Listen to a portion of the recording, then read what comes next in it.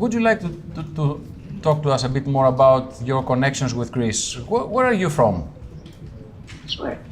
So, like many Greek Americans, I have family members from different parts of Greece.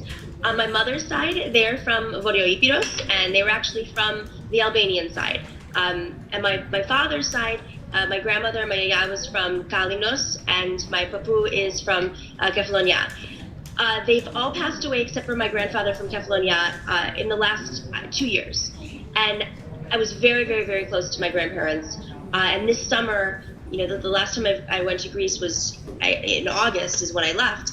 I had the opportunity to being the first person from our family who came from Epirus to visit the village that my grandparents escaped from.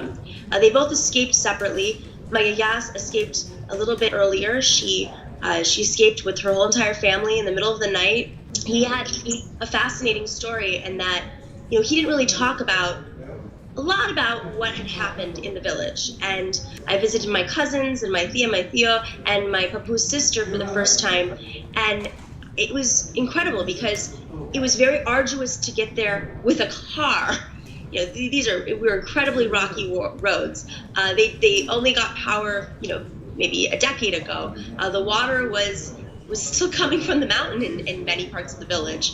I mean, this is not anything unique to a lot of Greeks, but to somebody who has heard these stories her whole life, and to see that the village was still very, it was still small. I mean, there's no store, there's no development, there was no cell signal. My papu was asked to be a spy by the Albanian army, and he, of course, was Greek, and he said, "No, I'm Greek. I'm not going to go to Greece and be a spy for the Albanians." And immediately they put him on a hit list to kill him. And his father had passed away, and his two sisters and his mother were put into workers' camps because he left that night immediately and went into Greece, and he worked in Yanina for a few years and saved his money. It was during the Depression in Greece. It was a very difficult time, and he ended up getting on the very last boat into Ellis Island before they stopped taking boats into Ellis Island.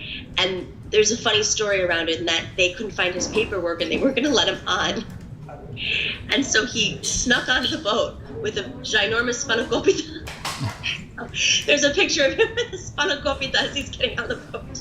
Going back to their roots, and of course running for office and seeing all of the attacks against immigration and working people in America right now, it really makes me value and recognize what my family had to go through to come here, and what they went through, in Greece and in Albania, and what they had to do to survive here. And to see immigrants come here and being treated with such hostility, and having to trek thousands of miles to seek asylum, only to come to the States to be sent back or put in jails or separated from their children, or if they do come here and start a life, to be round up by ICE and not have fundamental rights, the rights that my grandparents had. I am proudly Greek. I live in Astoria.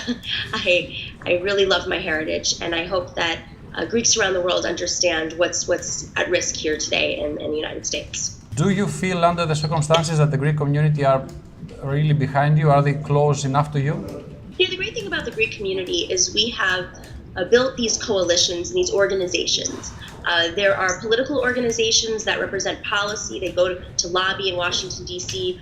for Greek rights in Greece, how the American government can work with the Greek government or the Cypriot government in advocating for them.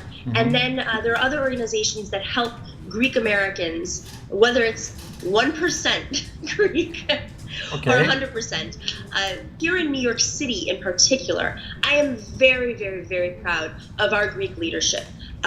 We have our Senate in New York has been Republican for a very long time. And we made it Democratic because of one person who won their election. Actually, it was a coalition, I should say. But Andrew Gennardis, or Gennardis, as the Greeks say, he is from Bay Ridge, Brooklyn, and he won that Senate seat. He's a very good friend of mine, and he's progressive. And he fought against somebody who, in his office, his chief of staff was arguably a Nazi. He organized a violent protest. Finally, just give us the timetable once more. When the crucial date is, when we should be focused on what's happening in New York, and hoping that the next public advocate of the city will be Greek American or Greek. It would be historic. It would be historic to have a Greek American woman Definitely. Elected. It would, I represent immigrant communities, and I think that immigrants are definitely connecting with our story. Our election is going to be in February, either the middle of February or the end of February. We don't have a date set yet because the election has not been called. But everybody is campaigning. We've had 2 debates this week alone. So stay tuned. I would say for the Greek audience, this is so important. I would love for you to tell your friends and family in the United States that I'm running. We are, if they live in New York, of course, to vote for me, to organize for me, to show up and knock on doors. All of these things are important. To share media online, that makes a difference when it comes to fundraising. And of course, if they can donate, we would love, as U.S. citizens, and New Yorkers in particular, we would love to accept any donations because it's a grassroots campaign, and we only have 3 months. 3 months, but right now we're looking really good, and I'm very proud to hopefully be the first Greek American, first Greek public advocate of New York City, in the largest city in the world. Keep that in mind. The center of the world, as many people say. Yeah. Nomiki Konstantinou, thank you so much for this interview, and hopefully we'll be celebrating together with you even from Athens, Greece, in February 2019.